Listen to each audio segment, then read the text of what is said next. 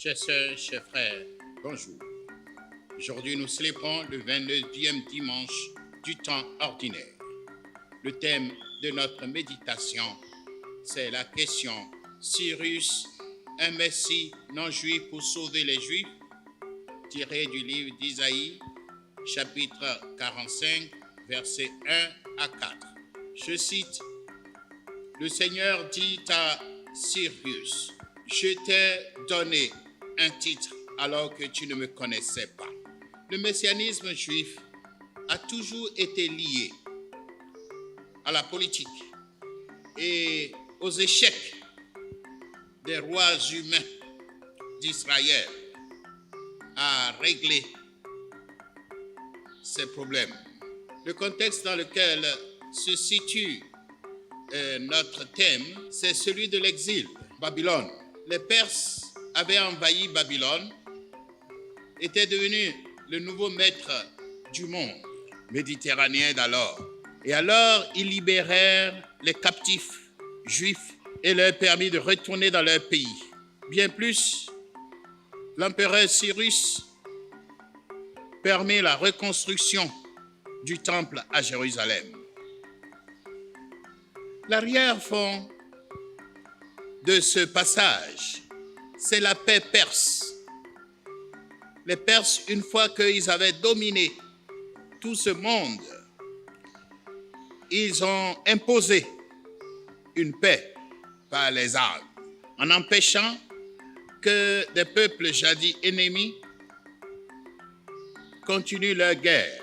Cependant, il faut souligner que la paix perse, à l'instar des paix qui vont lui succéder, comme la paix hellénistique, la paix romaine, se comprend essentiellement comme absence de guerre. Il ne s'agit donc pas d'une paix profonde qui vient des profondeurs du cœur, mais il s'agit de la paix imposée du dehors par les armes. Les conséquences de l'exil sont ambivalentes pour Israël.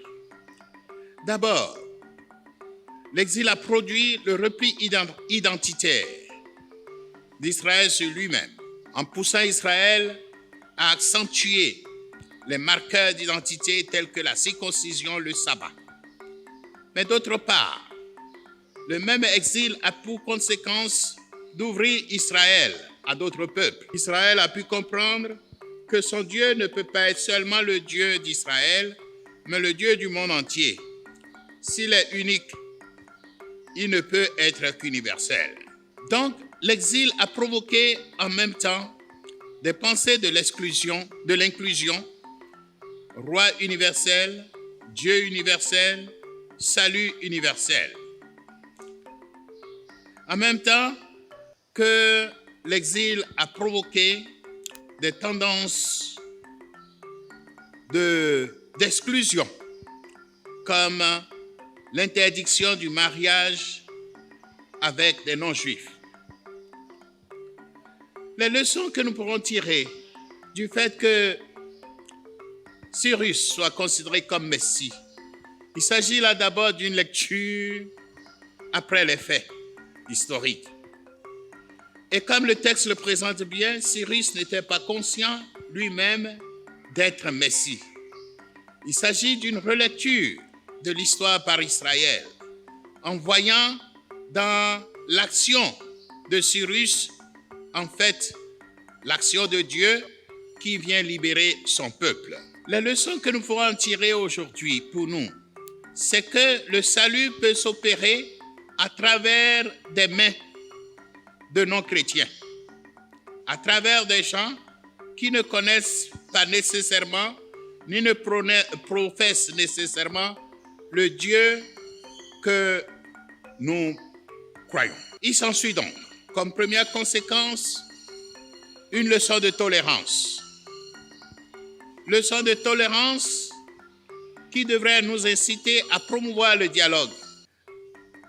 Parmi les leçons que nous pouvons tirer de ce thème, c'est la surprise messianique. Nous pourrons être surpris par le messianisme aujourd'hui dans notre monde. Et il nous faut une critique du messianisme royal, du messianisme national. Israël s'attendait à un messie juif, mais voilà qu'un non-juif joue un rôle messianique important dans son histoire. Repensez le messianisme prolétarien, le messianisme démocratique, le messianisme technoscientifique pour penser l'Église comme peuple de Dieu, peuple messianique, de penser l'Afrique contemporaine, surtout cette Afrique souffrante, comme étant le Fils de l'homme, comme le peuple messianique, le peuple qui porte les espérances de Dieu et du monde. Il faut aussi repenser le messianisme religieux et séculier dans l'Afrique contemporaine. Pas une critique du messianisme raté des prophètes et messies noirs des années 60 et 70. Savoir réinterpréter l'histoire, notre histoire, à la lumière de l'histoire universelle, pour trouver les signes de Dieu, la volonté de Dieu aujourd'hui. Prions. Seigneur, donne-nous la grâce de reconnaître ton messianisme, même en dehors des chemins battus de l'Église. Donne-nous de savoir bien lire les signes des temps pour cultiver pour ton peuple la foi, l'espérance et la charité, en attendant que ton Messie revienne pour nous sauver. N'oubliez pas de vous abonner gratuitement à cette chaîne.